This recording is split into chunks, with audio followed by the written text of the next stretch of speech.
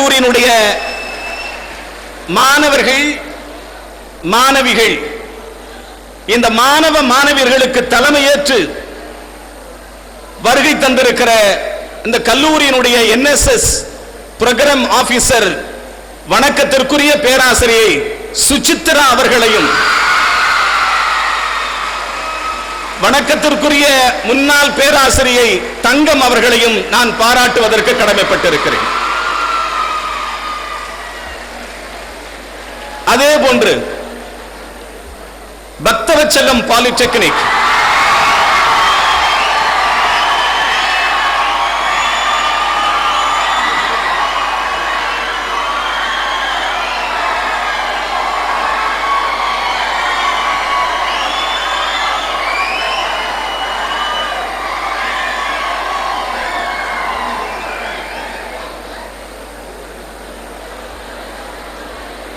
இந்தியாவினுடைய முன்னாள் அமைச்சர்,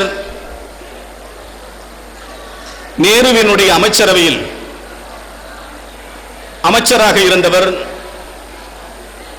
ரயில்வே அமைச்சராக இருந்தவர், கனரகத்துறையினுடைய அமைச்சராக இருந்த மறைந்த முன்னாள் அமைச்சர் ஓவி அழகேசன் அவர்களுடைய நினைவால் எழுப்பப்பட்டிருக்கிற பக்தவச்சலம் கல்லூரி முதல்வர் என் அருமை நண்பர் சிவனேசன் எப்பொழுதும் என் அன்பிற்கு பாத்திரமானவர். அருமை நண்பர் சிவனேசன் அவர்களையும் பாராட்டுவதற்கு நான் கடமைப்பட்டிருக்கிறேன். அதே போன்று திருமலை இன்ஜினியரிங் கல்லூரியிலிருந்து வருகை தந்திருக்கிற மாணவர்களையும் நான் பாராட்டுவதற்கு கடமைப்பட்டிருக்கிறேன்.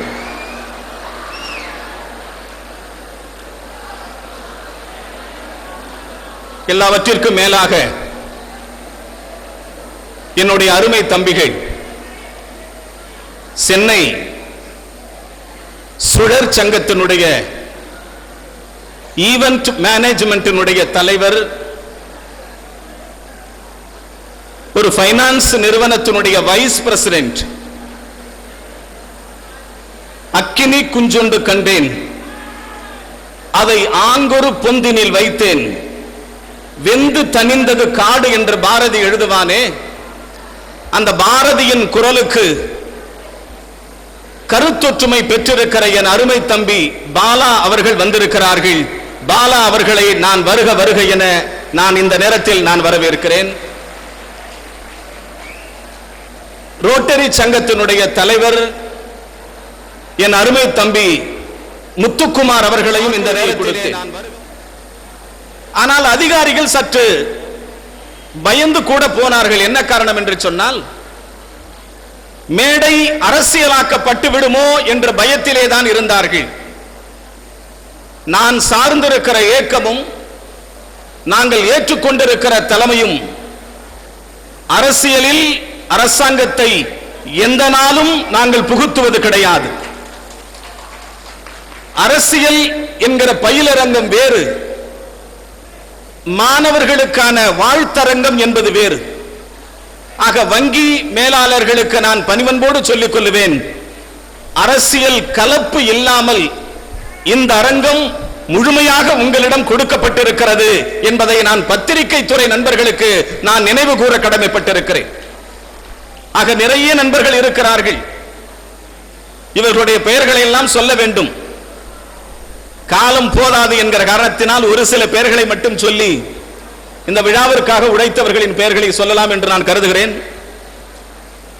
என்னுடைய அருமை தம்பி SLNS விஜயகுமார், அருமை அண்ணன் பன்னீர்செல்வம், பத்மநாபன், ஜோஷி, மணவாளன், கோபால், அருண், செந்தில்குமார், அன்பு, நாதன், சத்யநாராயணன், வெற்றி செல்வராஜ், டெல்லி பாபு, கணேசன், ராஜசேகர், சுகுமார், பிச்சாண்டி, உமாபதி, விஸ்வநாதன், மணிகண்டன், சித்திக் பாஷா, ஆறுமுகம் மற்றும் இந்த நிகழ்ச்சியிலே கலந்து கொண்டிருக்கிற வட்டார காங்கிரஸ் கமிட்டி தலைவர் பால், அருமை தம்பி செங்கை சிவக்குமார், குமரவேல், முருகன், தனசேகரன், மறைமலை நகர தலைவர் ஜெயக்குமார், மதுராந்தகம் என் அருமை தம்பி தமிழ்ச்செல்வன், கன்னிகா, ஜெயபால், திருப்போரூரிலிருந்து வருகை தந்திருக்கிற ஊராட்சி மன்ற தலைவர் அருமை தம்பி பன்னீர்செல்வம், ஒன்றிய கவுன்சிலர் லட்சுமி பெருமாள், கன்னியப்பன், சின்னராஜா, அஜய் மோகன், கோபால், புனிதவேல் மற்றும் சித்தாமூரிலிருந்து வருகை தந்திருக்கிற மகாலிங்கம், ராமஜெயம் நாடார்,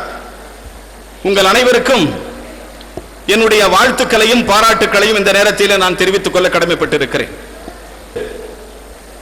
மாண்புமிகு உள்துறை அமைச்சர், இன்றைய நிதியமைச்சர் தலைவர் சிதம்பரம் அவர்கள் வந்து மாணவர்களுக்கு காசோலைகளை வழங்கி பாராட்டினார்கள்.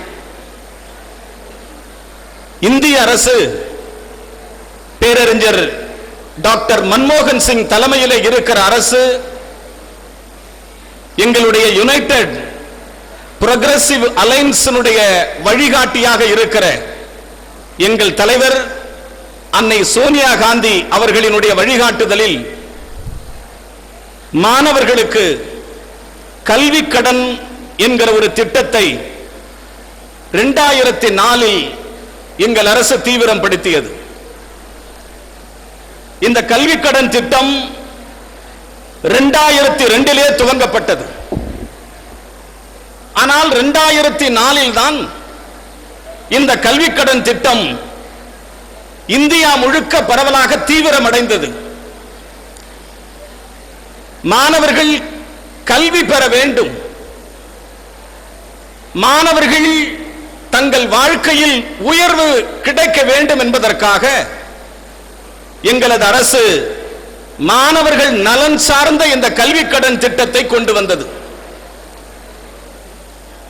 ஒவ்வொரு வங்கியும் தாராளமாக கடனை வழங்குகிறார்கள். பத்திரிகை நண்பர்கள் எல்லோரும் வந்திருக்கிறார்கள்.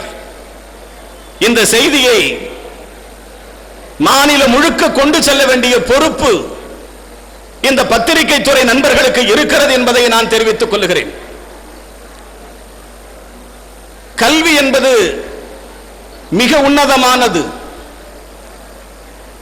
கல்வி மட்டும்தான் ஒரு மனிதனை உயர்ந்த இடத்திற்கு அழைத்து செல்லும் என்பதை அறிஞர்கள் சொல்லுகிறார்கள், மேதைகள் சொல்லுகிறார்கள், நாமும் சொல்லுகிறோம்.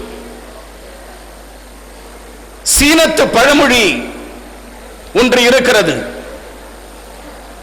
If you want prosperity for the 1 year, if you want prosperity for the 1 year, grow grains. ஒரு ஆண்டில்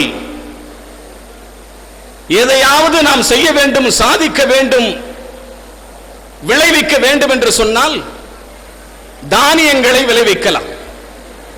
If you want prosperity for the 1 year, grow grains. If you want prosperity for the 10 year, grow trees. ஒரு 10 ஆண்டுகள் வளர்க்க வேண்டும் என்று சொன்னால் மரங்களை வளர்க்கலாம். My dear friends, if you want prosperity for the 100 year, மக்களை வளர்த்தால் மட்டுமே இந்த நாடு சுபிட்சமாக இருக்கும் என்பதைத்தான் சீனத்து பழமொழி மிக அழகாக சொல்லுகிறது. ஆக மக்களை வளர்க்க வேண்டும் என்று சொன்னால் யார் அந்த மக்கள்? மடைமாற்றம் செய்கிறோம், மனமாற்றம் வருகிறது. யார் அவர்கள் என்று கேட்டால் இளைஞர்கள், மாணவர்கள் நாளை இந்த நாட்டினுடைய தலைவராக வருகிறார்கள். இதுதான் நீதி, இதுதான் இந்த நாட்டினுடைய நடப்பு. இன்று எல்லா வங்கிகளும் வந்திருக்கிறது. எல்லா வங்கிகளும் ஒட்டுமொத்தமாக சேர்த்து ஏறத்தாழ 5 கோடி ரூபாயை மாணவர்களுக்கு கல்வி கடனாக வழங்குகிறார்கள். உங்கள் உயர்ந்த கை கரகோஷத்தோடு இந்த செய்தியை நான் சொல்லிக்கொள்ள கடமைப்பட்டிருக்கிறேன். 5 கோடி ரூபாய் மாணவர்களுக்கான கல்வி கடனாக இந்த மேடையிலே வழங்க இருக்கிறார்கள் என்பது மிகவும் முக்கியமான செய்தி. மாணவர்கள் கல்வி கடனுக்கு செல்லுகிறார்கள். வங்கி மேலாளர்கள் தாராளமாக கொடுக்கிறார்கள். ஆனால் ஒரு பக்கம் பெற்றோர்கள் என்ன சொல்லுகிறார்கள்? வங்கிக்கு செல்லுகிறோம், ஆனால் நாங்கள் அலைகழிக்கப்படுகிறோம் என்கிற செய்தியை பெற்றோர்கள் சொல்லுகிறார்கள். நான் சொல்லுகிறேன், வங்கி மேலாளர்கள் மாணவர்களையும் அலைக்கழிக்கப்படுவதில்லை, பெற்றோர்களையும் அலைக்கழிக்கப்படுவதில்லை. மாறாக வங்கி நிர்வாகத்தை நான் கேட்டுக்கொள்வேன், உங்கள் வேலை நேரம் போக உங்கள் வேலை நேரத்தை கழித்துக் கொண்டு மாலை நேரத்தில் மாணவர்களுக்கான நேரத்தை நீங்கள் ஒதுக்கி தந்தால், மாலை 5 மணிக்கு மேல் கல்வி கடனுக்காக விண்ணப்பித்திருக்கிற மாணவர்களை நாங்கள் சந்திக்க இருக்கிறோம் என்கிற ஒரு செய்தியை வங்கி நிர்வாகம் விளம்பர பலகையில் எழுதி வைத்து விட்டால், பெற்றோர்கள் அலைக்கழிக்கப்பட்டதாக பத்திரிகைகளில் தலைப்புச் செய்தி வராது.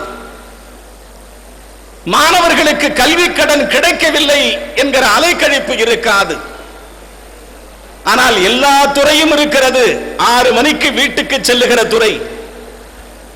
ஆனால் வங்கித்துறை மட்டும்தான் காலை 8 மணிக்கு வந்து கதவை திறந்தால் இரவை 12 மணிக்கு செல்லுகிற பொழுது மனைவி குழந்தைகள் தூங்கிய பிறகு கதவை தட்டி செல்லுகிற ஒரே மனிதர்கள் வங்கியாளர்கள் மட்டும்தான்.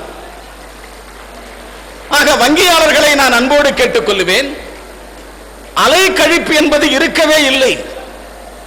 நாடாளுமன்றத்தில் கூட நிறைய நாடாளுமன்ற உறுப்பினர்கள் பிரச்சனை எழுப்பினார்கள், வங்கிகள் கடன் கொடுப்பதில்லை, வங்கி மேலாளர்கள் எங்களை புறக்கணிக்கிறார்கள் என்றெல்லாம் சொன்னார்கள். நான் மிக தைரியமாக சொன்னேன், இல்லவே இல்லை, வங்கி கடன் கொடுக்கிறது, வங்கி மேலாளர்கள் அன்பாக எங்களை ஏற்றுக்கொள்ளுகிறார்கள் என்று தான் என்னுடைய சக நாடாளுமன்ற உறுப்பினர்களோடு நான் அடிக்கடி சொல்வதும். ஒரே ஒரு விஷயத்தை சொல்லிக் கொள்ளுகிறேன், வங்கியில் கோடிக்கணக்கான ரூபாய் முதலீடு செய்யப்படுகிறது. வங்கியில் கோடிக்கணக்கான ரூபாய் முதலீடு செய்கிற பொழுது வங்கி மேலாளர் முதலீட்டாளர்களை அழைத்து அவர்களுக்கு தேநீர் கொடுத்து அவர்களை வாசல் வரை நின்று அழைத்து வந்து அவர்களை வாசல் வரை அழைத்து செல்லுகிற இயல்பான பண்பாட்டு முறை இருக்கத்தான் செய்கிறது. ஆனால் முதலீட்டாளர்களுக்கு காட்டுகிற பாசம், முதலீட்டாளர்களுக்கு காட்டுகிற பரிவு, முதலீட்டாளர்களுக்கு காட்டுகிற உங்களுடைய அன்பு ஏன் எங்கள் மாணவர்களுக்கு இல்லை என்கிற கேள்வியை நான் வைக்கவில்லை. என் நண்பர்கள் என்னிடம் சொன்னார்கள், நான் தான் சொன்னேன், இல்லை இல்லை, முதலீட்டாளர்கள் பணத்தை சேமிக்கிறார்கள்,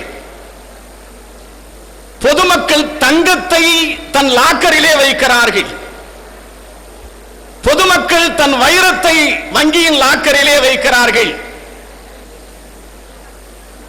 வங்கி பெட்டகத்திலே பணம் பாதுகாப்பாக இருக்கிறது, வங்கி பெட்டகத்திலே தங்கம் பாதுகாப்பாக இருக்கிறது, வங்கி பெட்டகத்தில் இந்தியாவினுடைய கஜானா பாதுகாப்பாக இருக்கிறது. நான் கேட்டுக்கொள்கிறேன், என் அன்பிற்குரிய வங்கி மேலாளர்களே, உங்கள் இதய பெட்டகத்துக்குள் எங்கள் மாணவர்களை பத்திரமாக நீங்கள் வைத்துக் கொள்ள வேண்டும் என்கிற கோண்டுகளை நான் உங்களுக்கு வைத்துக் கொள்ளுகிறேன். இந்த மாணவர்கள் தான் நாளை இந்தியா, இவர்கள்தான் இந்தியாவினுடைய தலைவர்கள், இவர்கள்தான் இந்தியாவை ஆளப்போகிறார்கள், இவர்கள்தான் இந்தியாவினுடைய சொத்து. கடன் என்கிற வார்த்தையை நான் ஏற்றுக்கொள்ள விரும்பவில்லை.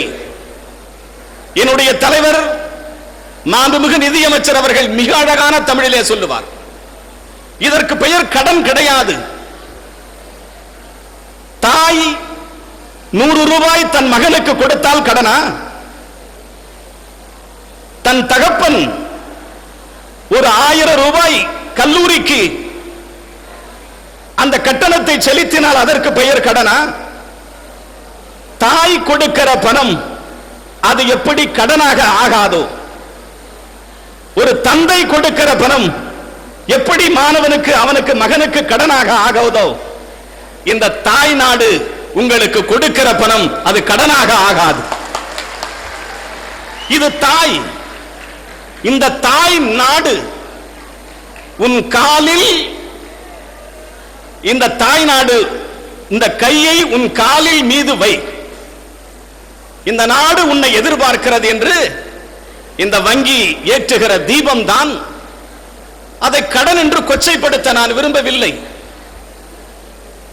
தாய் நாடு தன் மகனுக்கு கடன் விடுகிறது. ஒரு தாய் தன் மகனுக்கு கடன் விடுகிறான். ஒரு தகப்பன் தன் மகனுக்கு கடன் விடுகிறான். ஒரு சகோதரன் தன் நண்பனுக்கு கடன் விடுகிறான். ஆக நாம் இந்த நாட்டுக்காக கடன் விடுகிறோம் என்பதை நீங்கள் பெருமையாக எடுத்துக்கொள்ள வேண்டும். ஆனால் ஒன்று மட்டும், சட்டங்கள் கடுமையாக்கப்பட்டிருக்கிறது என்பதை நானும் அறிவேன். நாடாளுமன்ற உறுப்பினர் மேடையிலே முழங்கினார் என்கிற வார்த்தை பத்திரிகையில் கட்டம் கட்டி எழுதிவிட வேண்டாம். விதி இருக்கிறது, விதி கடுமையாகத்தான் இருக்கிறது. வங்கியில் மாணவர்களுக்கு கல்வி கடன் கொடுப்பதில் இத்தனை ஷரத்துகள் வேண்டும், இத்தனை இனங்கள் வேண்டும். இவைகள்